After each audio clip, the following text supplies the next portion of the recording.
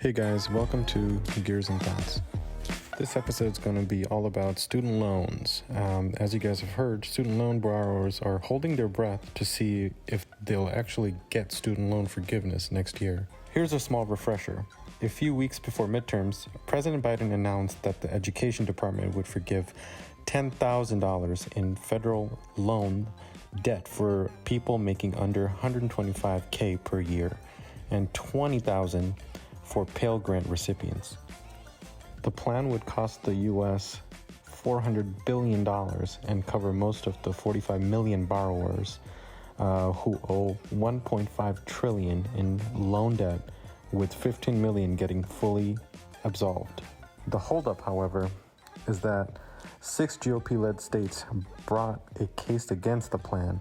It went all the way up to the Supreme Court, and now the Supreme Court had decided to make their judgment on it. This is after the DOJ asked it to reverse an injunction that blocks the program from taking effect. So what's the status, you may ask, right now? Well, it's on pause. 26 million borrowers have already applied for relief, and some were actually even approved, but the servicers have been blocked from canceling loans. Borrowers who haven't yet applied currently don't have the option. Meanwhile, loan payments have been paused since March 2020. What happens next? The Supreme Court is set to hear arguments in February to help it decide whether the forgiveness policy is an overreach of executive power or if it can cause harm to plaintiffs. Some experts think the conservative majority court will in fact rule it unconstitutional.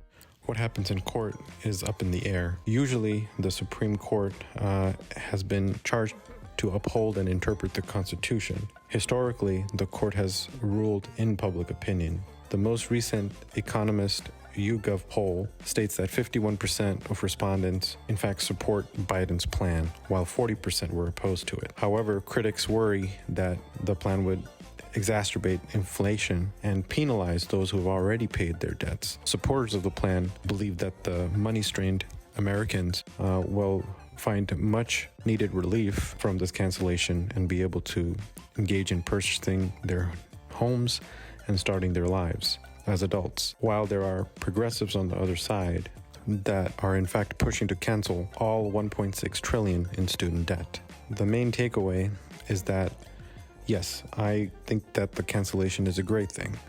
It should definitely happen.